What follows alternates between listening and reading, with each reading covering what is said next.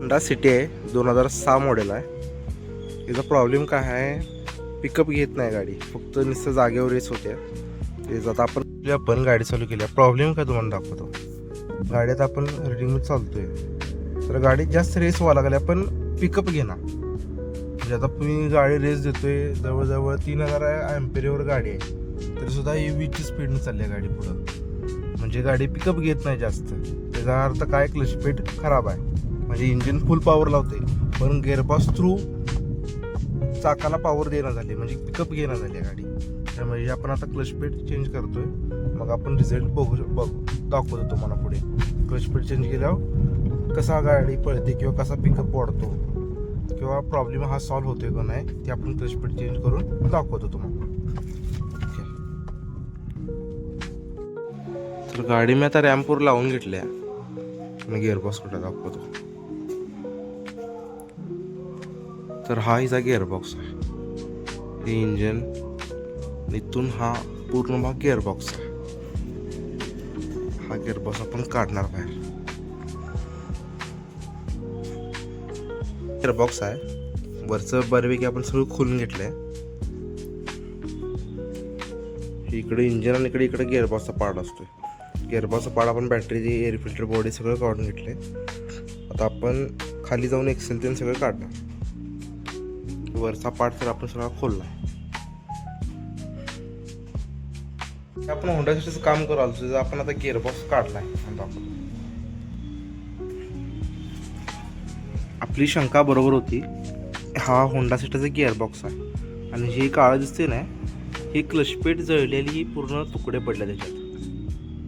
म्हणजे जी क्लचपेट जी आहे ना, ती पूर्ण जळाली आहे. ही बेरिंग आहे. आता ही जे दिसते ना तुम्हाला, ही क्लचपेट जळलेला आहे. ही तुकडा आहे क्लचपेटचा. क्लचपेट दाखवतो मला. हा गिअरबॉक्स आहे, वरती क्लचपेट आहे. ही क्लचपेट आहे, ही इंजिनच्या फ्लायव्हीलवर बसते. ही फ्लायव्हील आहे, ही क्लचपेट आहे. ही आपण आता चेंज करणार, तर हा प्रॉब्लेम सॉल्व्ह होणार. नवीन आणले आपण. पहिला ही काढून घेऊया. त्याचं बेरिंग काढून आपण सगळं क्लीन केले. आणि ही क्लचपेट जळलेली पावडर बघा, सगळी क्लचपेट जळलेली पावडर आहे. आणि हे ओल्ड बेरिंग. आता आपण ही न्यू बेरिंग याला बसवणार आहे. हे क्लच बेरिंग आहे, म्हणजे इथं बसते फिरायला गिअरबॉक्सला.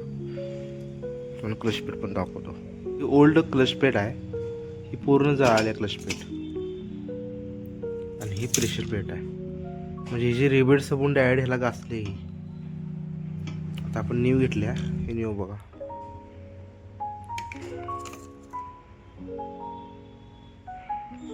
आणि ही न्यू प्रेशर प्लेट.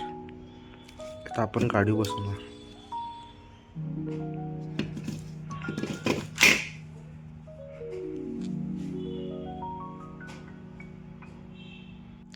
तर क्लचपेट आपण गाडीवर बसवल्या. आता ही क्लचपेट आहे, गाडी बसवून फायनल केल्या. आणि ही न्यू बेरिंग आपण बसवली. आता अशा प्रकारे ऑपरेट होते. आता आपण गिअरबॉक्स गाडीवर बसवणार. हा गिअरबॉक्स कमीत कमी 50 ते 55 किलोचा आहे. आपण एकटा उचलून गाडी बसवणार. तर आपण डायरेक्ट चढवणार आता गिअरबॉक्स.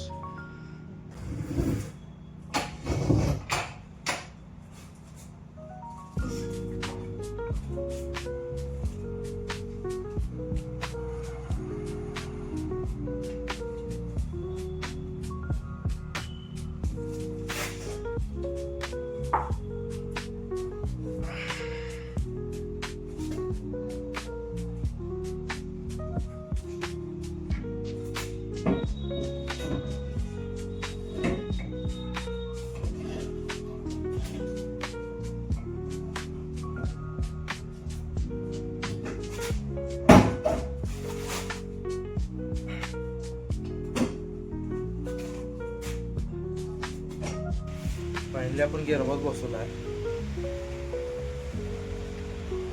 गिअरबॉक्स आता आपण फक्त नटपोल्टात बसवला आहे. राऊंडिंग आवळायचं आहे. बाकी सगळं अजून म्हणजे एक्सेल ते सगळं जोडायचं आहे. फक्त आता आपण गिअरबॉक्स गाडीवर चढवला आहे.